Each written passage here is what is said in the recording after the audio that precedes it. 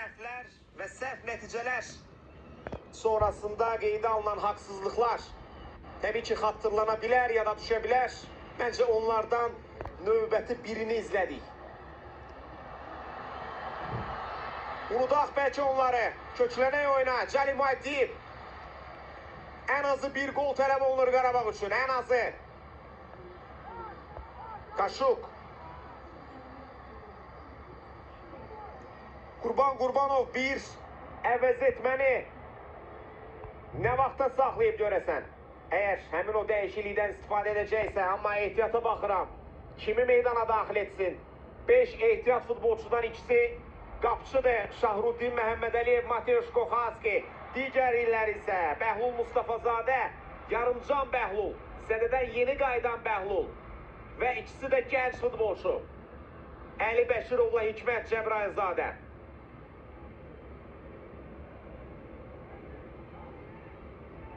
Dəyərli həmkarlarımdan Mirbağır xatırlatdı, Bazel maçını xatırlatdı, Abdullah Zubir'in epizodunu xatırlatdı, təşəkkürümü bildirirəm. Təbii ki, bu və buna bənzər çox epizod görmüşük, yaşamışıq, haqsızlıqlar qarşımıza çıxıb,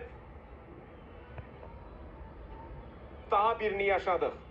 Və çox maraqlısı ondan ibarətdir ki, VAR-ın müdaxiləsindən sonra bu hallarla üz-üzə gəlirik. VAR baxdıqdan sonra bunları yaşayırıq. Aşağı şəkildə göründü ki, top Thomas Van den Belt'in sağ qoluna dirsəkdən bir qədər yuxarı nahiyəyə toxunmuşdu.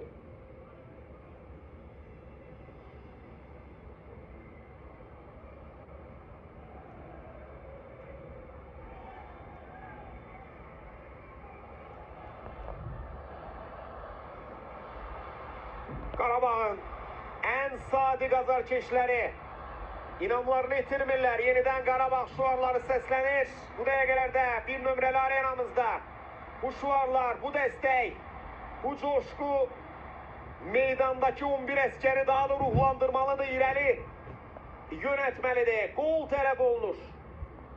Hava və su kimi ən azı bir gol tələb olunur.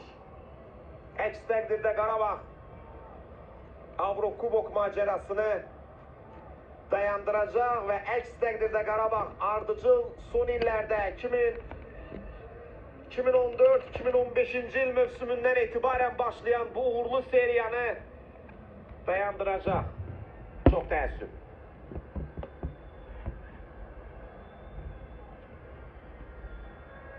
Ki verirsinizsə artıq Qarabağın futbolçularında da təşviş, yorğunluq bir yandan, təşviş, həyəcan, gərginlik əməllicə hiss olunur və Twente də bundan yararlanmaq istəyir.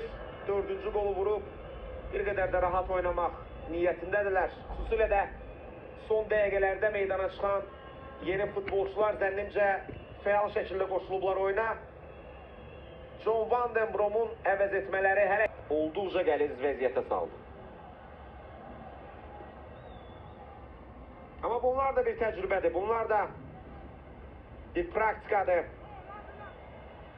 Həm belə vəziyyətlərdən, həm xətalardan, səhvlərdən nəticə çıxarmaq baxımından yaxşı bir sınaqdır, təcrübədir.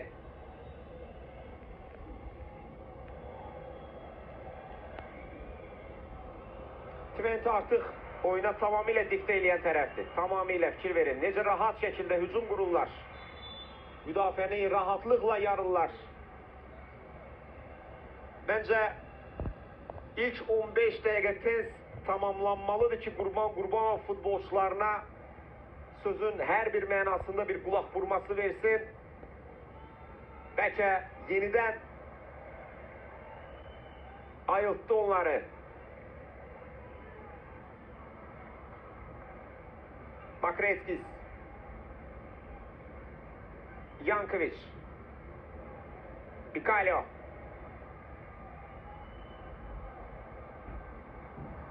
On 15-ci dəqiqəyə daxil oldu.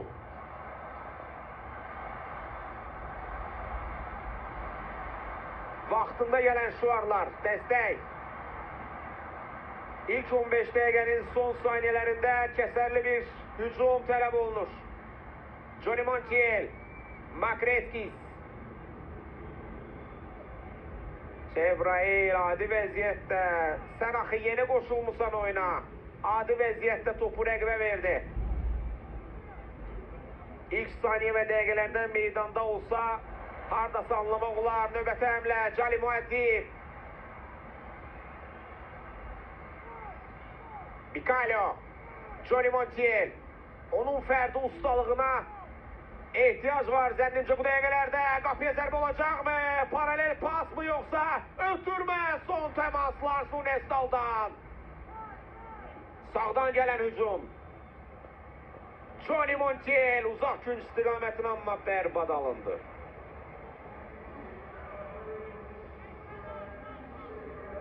Yeni Sense 3 Plus. Daha rahat, daha az gıcıqlanma, daha asan təmizləmə. Bəli, 3 dəqiqə artırıldı. Bəli, 3 dəqiqə artırıldı. Daha 3 dəqiqə izləyəcək. Ardınca isə komandalar meydandakı yerlərini dəyişəcəklər və mübarizə davam edəcək əlavə vaxtda. Matias Söyle, Weghorst, 34 yaşında olan Weghorst 106 dəqiqədir ki dayanmadan işləyir. Yeri gəlir müdafiəyə gəlir, yeri gəlir yarım müdafiəçi kimi davranır. Hücumda da öz effektini göstərir. Bir gol, bir asistlə. Mükəmməl çıxış edir bu gün. Wout Weghorst. Yankovic.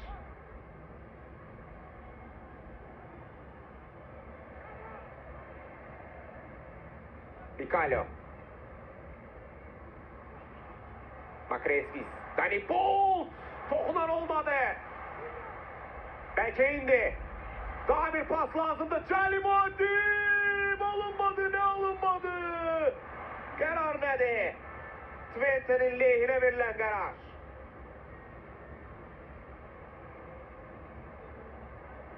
Mateus Silva. Əla qoşulmuşdu hücuma sol cinahdan.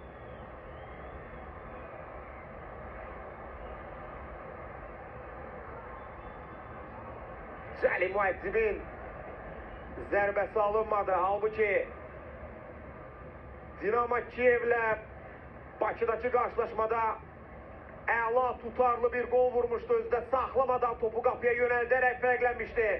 Cərmə meydançasında axirindən Cali Muəddib bu dəfə isə alınmadı. Düzdür, dəqiq idi toxunuş amma blok sayəsində bu zərbə dəf olundu.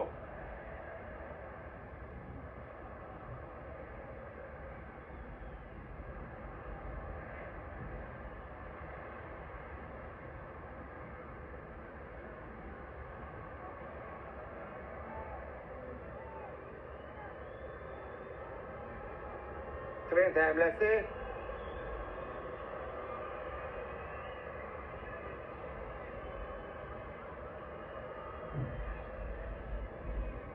Asker Adelgoş, Ramiz Zerruki və Lars Unestal. Beləliklə ilk hissə bitdi. Ümumilikdə cütün 5-ci hissəsi yekunlaşır. Ümumi hesab Twente'nin xeyrinədir. 2-3, bir dəqiqə vaxt verdi deyəsən. Rohit Sagi hər halda əl barmaq jestindən bunu anlamaq çətin deyildi. Bədavi Hüseynovun vəziyyəti ilə maraqlanır Qurban Qurbanov. Başına toplasın, son təlimatları çatdırsın. Başqa da deyiləcək bir şey yoxdur. Bir daha vurğuluyum. Nə gücləri, taqətləri qalıbsa hər şeyi unudub, tablonu da, nəticəni də, yorğunluğu da unudub, son 15 dəqiqəyə köklənsinlər.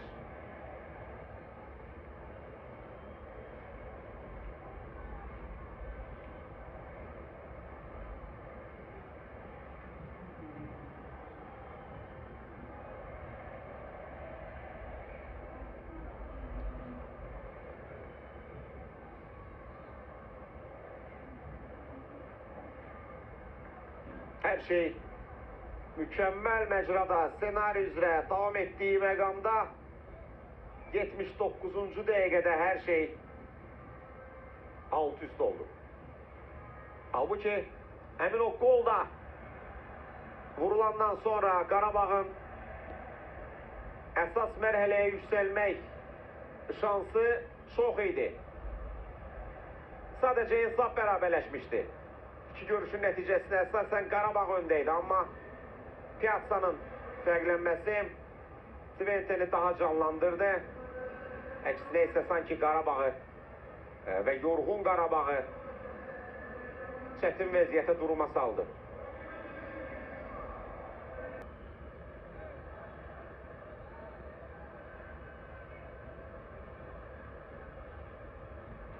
Buyurun. Bu da Qarabağın azlıqda qalmasına gətirib çıxardı. Marko Yankoviç ikinci sarı vərəqədən sonra qırmızı vərəqə ilə cəzalanır. Meydanı vaxtından əvvəl tərk edir. Həmçinin də Vegas da sarı vərəqə göstərdi. Məncə Vegas düzdür, Twente komanda şəklində möhtəşəm oynadı. Bu öz yerində. Amma Vegas vəziyyətin daha da kritikləşməsinə, bu vəziyyətə gəlib çatmasında əsas pay sahibidir. Bir gol, bir asist, xronoloji ardıcıllıqla deyək. Bir asist, bir gol və indi də Marko Yankoviçin qırmızı vərəqə almasına səbəbkar oldu.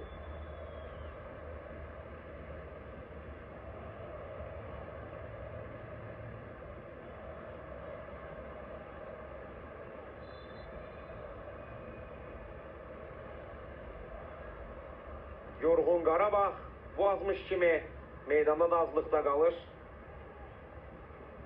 Və yenə hakimin, bilmirəm indi qaydalar nə deyir? Qaydalarda bəlkə də tamam başqa cür yozulur həmin epizod. Çünki hər kəsin gözü qarşısında baş verən bir epizod gördük. Xüsusilə də VAR müdaxilə etdisə,